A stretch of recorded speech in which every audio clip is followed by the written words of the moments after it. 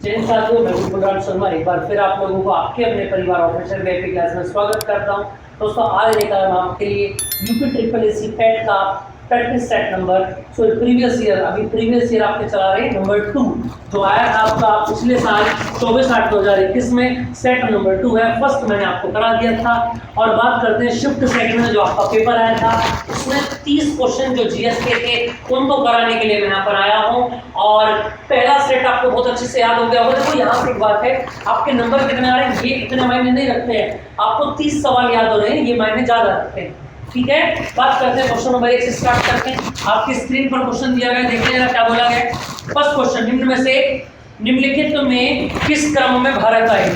Thomas, रो, fine और हेनसान। ठीक है, तो देखिए अगर मैं बात करूं तो सबसे पहले आया फायन। क्लियर बात समझ में आ रही है? ठीक है, 399 से 412 ईस्वी में आया था। दूसरे नंबर पर कौन है? हेनसान। अच्छा याद रखना, चंद्रगुप्त विक्रमादित्य के समय में आया था। देखिए क्वेश्चन को उधार फेंक देंगे, आखिर तक लेकर के जाएंगे जहां तक कुछ बचेगा नहीं।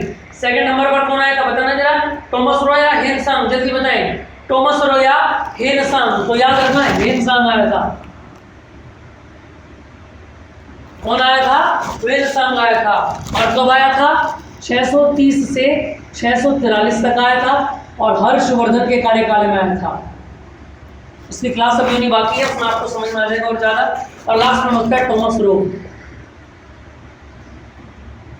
1615 में आया था। क्लियर है बात, समझ में आ रही है? और जागीर के समय में आया था, ये तो मैंने आपको लिखाया था।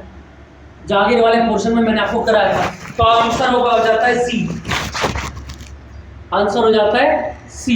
क्लियर बात समझ में आ रही है? नेक्स्ट की बात करें, सिराजुद्दौला किस युद्ध में अंग्रेजों से पराजित हुआ था? तो बताना जरा, सिराजुद्दौला कौन से युद्ध में अंग्रेजों से पराजित हुआ था? 1757 में प्लासी के युद्ध में।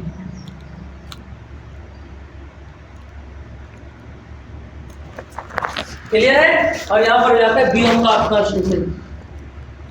और युद्ध में आपको 1757 से रिलेटेड एक बात बताई हो गई थी। इससे 100 साल के बाद क्या आया? 1857 की क्रांति। उसका मुख्य कारण जब मैंने आपको लिखा था तो मैंने आपको बताया था कि एक कारण ये भी था कि इस युद्ध के अंत में अंग्रेजों ने कह दिया था कि हम भारत से चले जाएंगे 100 साल के बाद। केवल 100 साल के लिए मसालों का व्यापार करने के लिए यहाँ पर आए।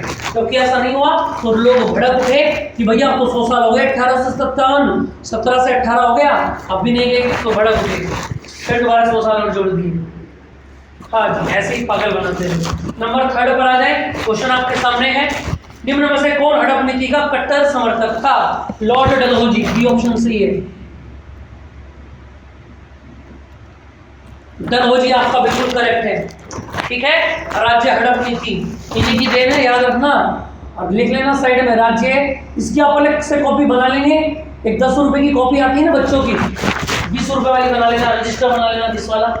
उसमें डेली प्रैक्टिस आपके ये आपको ऐसे लिखने हैं, नाम क्वेश्चन, नाम क्वेश्चन, नाम क्वेश्चन। एबीसी नहीं लगाना है। एबीसी के लिए आप ओएमआर बुकलेट लगा सकते हैं, 20-25 रुपए की आती है, 20 शीट होती है, उस पर आप लगा सकते हैं। चले नंबर 4 की बात करें तो भारतीय इतिहास में धन्वंतरी कौन थे? जल्दी से बताएं जरा, धन्वंतरी कौन थे? बताएं जल्दी से, धन्वंतरी कौन थे? धन्वंतरी चिकित्सक थे विक्रमादित्य के काल में।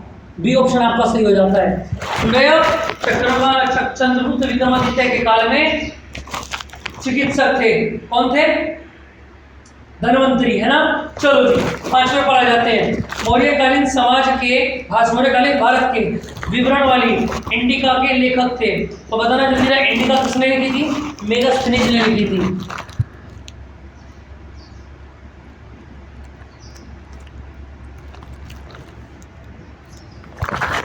मेगास्थनीज ने लिखी थी। और कब लिखी थी? मौर्य काल में। मौर्य काल में लिखी थी। क्लियर है? नंबर 6 पर आ जाते हैं। साइमन कमीशन किस वर्ष में भारत आया था? सभी को पता है क्या? दे रखा है इसमें, बताना जरा कौन सा सही है? 1928 लगाएंगे। 27 को कौन? 27 में तो बात की गई थी, भारत आया था साइमन कमीशन। साइमन कमीशन आ गया था। 27 नहीं लिखेंगे, 27 में बात तय हुई थी कि भारत जाएगा और वहां पर जांच परख करेगा। और कौन थे इसके जो कैप्टन थे, याद रखना, जॉन साइमन। 7 लोगों की टीम भारत आई थी और इसका विरोध किया गया था कि भारत का जो निदेशक है, जो जांच है, वो भारत के लोग करेंगे, बाहर के 7 लोग नहीं करेंगे, इसलिए इसका विरोध भी किया गया था। क्लियर बात समझ में आ रही है? ठीक, चलो जरा। और यहाँ पर याद रखना, इसी में नारे भी लगाए गए थे, Simon go back, Simon go back. चलो नंबर 8 पर आ जाते हैं। भारतीय राष्ट्रीय कांग्रेस द्वारा किस अधिवेशन में ऐतिहासिक पूर्ण स्वराज, पूर्ण स्वतंत्रता का प्रस्ताव पारित किया गया था? लाहौर के प्रस्ताव में, याद रखना, लाहौर के प्रस्ताव में बोला गया था कि भारतीय राष्ट्रीय कांग्रेस क्या होगी, पूर्ण स्वराज के प्रस्ताव की बात होगी। ठीक है, चलो जी। और ये कौन लेकर आया था? जवाहरलाल नेहरू लेकर आए थे 29 में, 1929 में नेहरू जी लेकर के आए थे। चलिए बात समझ। इससे पहले 1885 में कांग्रेस की स्थापना हो चुकी थी। 8वें पर आ जाते हैं। क्या बोला गया नंबर 8 में? मिलान करना है भैया। इंडियन नेशनल आर्मी, चलो जी, Lal Hardayal.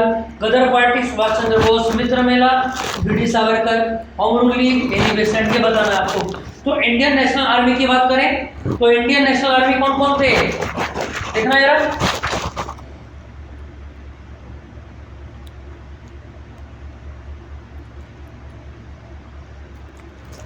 Indian National army की बात करें 1943 में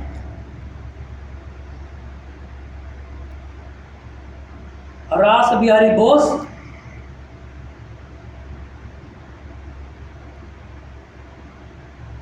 और सुभाष चंद्र बोस। क्लियर है? ये बात समझ में आ गई। नेक्स्ट की अगर बात करें गदर पार्टी, तो गदर पार्टी में कौन कौन से बताना जरा। लाला हरदयाल, याद रखना, लाला हरदयाल सिंह ने स्टार्ट की थी। ठीक है, और साथ में कौन थे? सोहन सिंह भागना, याद रखना, सोहन सिंह भागना। स्क्रीन पर नाम दिखाई दे रहा होगा, वहां से इनको आप कलेक्ट कर लेंगे। नेक्स्ट की अगर बात करूं मित्र मेला,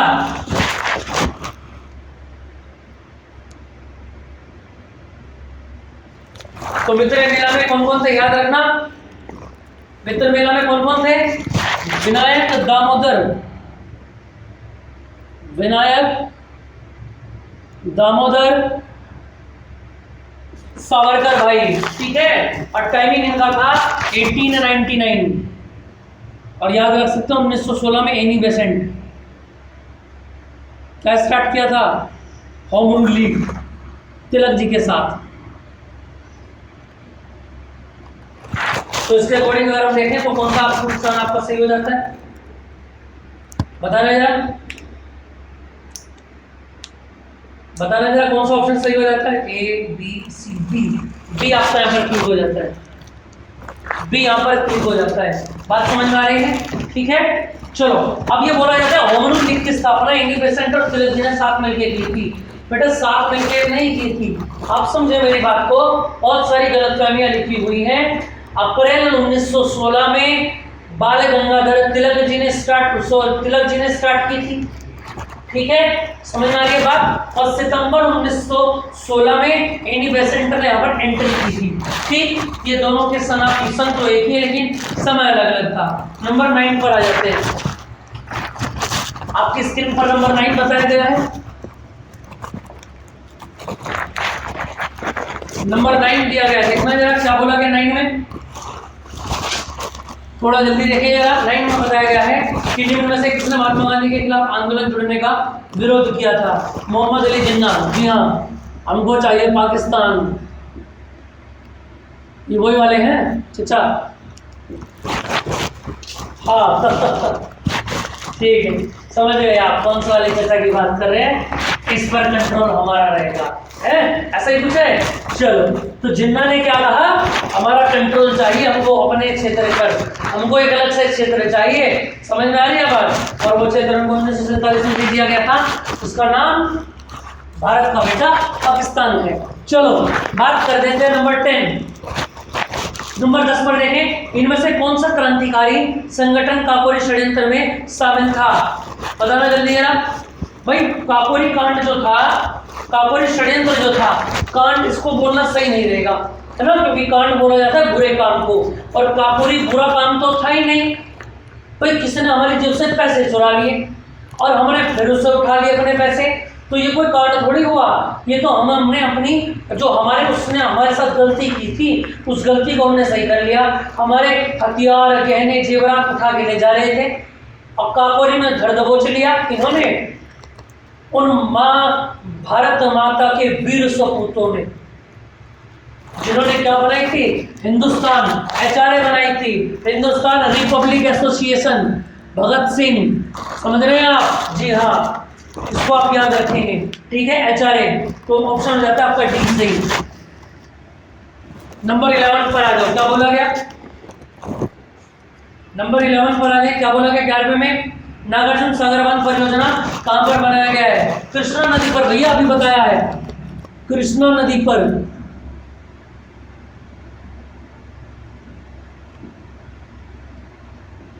नागार्जुन बांध कहां पर बनाया गया?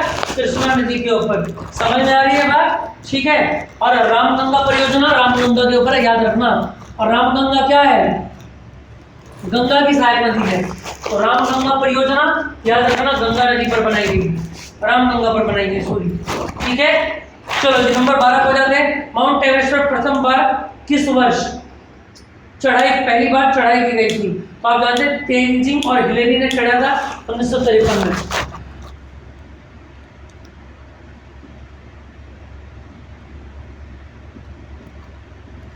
तेंजिंग ने चढ़ाई की थी। नंबर 13, भरतपुर में स्थित परीक्षित अभयारण्य राष्ट्रीय उद्यान का नाम है? जल्दी से बताइए जरा, भरतपुर में कौन सा राष्ट्रीय उद्यान है? तो याद रखना केवलादेव धाना नेशनल पार्क। कहां पर है? भरतपुर में है। समझ में आ रही है बात? और याद रखना,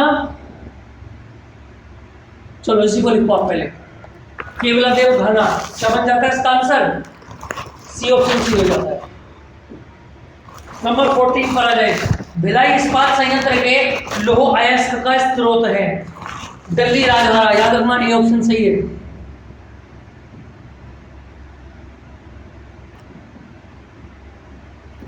दिल्ली राजहारा। नंबर 15 पर आ जाते हैं, निम्न दिए गए जरूर स्थानों से जोड़ा सही उनके हो गया। Which of the following passes and location is wrong method? ठीक है, कौन सा जोड़ा सही नहीं है आपको ये बताना है। तो देखना जरा कौन सा जोड़ा सही नहीं है, जल्दी से बताइए जरा। जो जिला और गुर्जर दर्रा किससे कनेक्ट करता है? जम्मू कश्मीर, बिल्कुल सही है। 12 लाचला दर्रा किससे रिलेट करता है? हिमाचल प्रदेश से, दूसरा सही नहीं है भैया, दूसरे वाला गलत है। तीसरा थांगाला, नीति पास और लिपू लेक कहां पर है? उत्तराखंड में है, तीसरा भी सही नहीं है। और आ जाता है नाथुला वेजवाला, नाथुला वेजवाला कहां पर? सिक्किम में, ये सही है। क्लियर बात समझ आ रही? तो ये आपके दूसरा और तीसरा सही नहीं है, ठीक है, तो आपका ऑप्शन हो जाएगा डी। नंबर 16 पर आ जाते हैं, इसके बढ़ने के फलस्वरूप निजी निवेश में वृद्धि अधिक संभावना होगी। फिर दोबारा सुन लें, किसके बढ़ने के स्वरूप प्राइवेट इन्वेस्टमेंट में क्या होगा? वृद्धि होगी, ठीक है। तो याद रखना, जो नई पूंजी आती है ना, उसका अनुपाती रेशो आपको पता लग जाए तो आपकी पूंजी बढ़ने के आसार हो जाते हैं। तो इसका आंसर बनेगा नई पूंजी, ठीक है। तो सी आपका ऑप्शन यहां से हो जाएगा। नंबर 17 पर आ जाओ, भारत की राष्ट्रीय आय का आकलन करने वाली संस्था का नाम बताइए? जल्दी से बताइए जरा, क्या होगा? CSO, याद रखना CSO, सेंट्रल, याद रखेंगे नाम, सेंट्रल स्टैटिस्टिकल ऑर्गेनाइजेशन, ठीक है। चलो याद रखना 1951 में स्थापना की गई थी।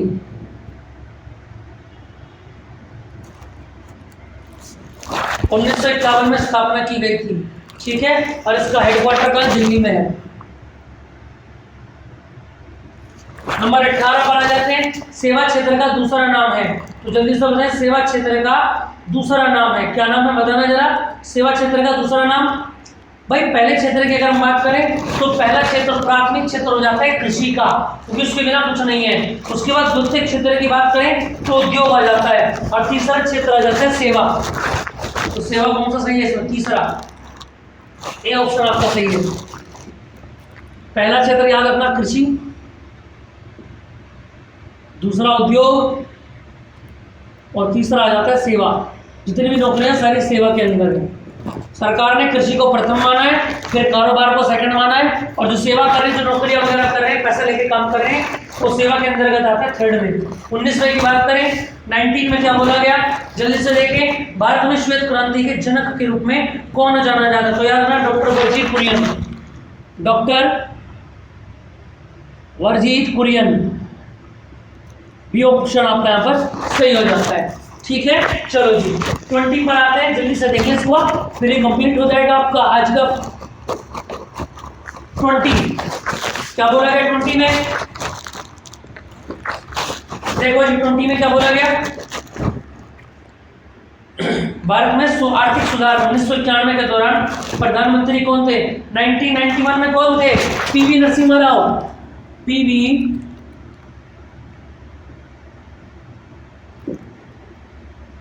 1991 में। क्लियर है? चलो जी, ये ऑप्शन सही हो जाता है।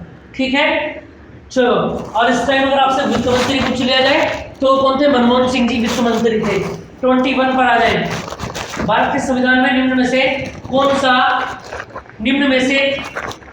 कौन सा राज्य सूची में सम्मिलित नहीं है, ये आपको बताना है। तो याद रखना, क्रिमिनल प्रोसीड्यूर कोड जो है वो इसमें नहीं, दंड प्रक्रिया सिद्धांत, दंड प्रक्रिया संहिता इसमें नहीं है। 22 में आ जाते हैं, निम्नलिखित में से क्या भारतीय संविधान की प्रमुख विशेषता नहीं है? बताना जरा। अर्धसंघीय रचना, ये तो मैंने आपको बताया था, अर्धसंघीय जरूर है। प्रतिबद्ध, कमिटमेंट, जुडिशरी, शक्तियों का वितरण, ये भी है, लेकिन संविधान ये है, भी नहीं है भैया। कमिटमेंट जुडिशरी नहीं है, बदल सकते हैं आप। नंबर 23 पर आ जाए, आपके सामने क्वेश्चन है, what ensure economic justice to Indian citizen? भारतीय नागरिकों को आर्थिक न्याय प्रदान करता है, कौन करता है? जल्दी से बताना जरा। मौलिक अधिकार, मौलिक कर्तव्य, डीपीएसपी या डीपीएसपीसी, और हो जाता है डीपीएसपी सही हो जाता है। नंबर 24 पर आ जाए, क्या बोला गया, भारतीय संविधान का कौन सा अनुच्छेद राज्य सरकार को ग्राम पंचायतों के आयोजन के लिए निर्देशित करता है? तो आर्टिकल नंबर 40 हो जाता है।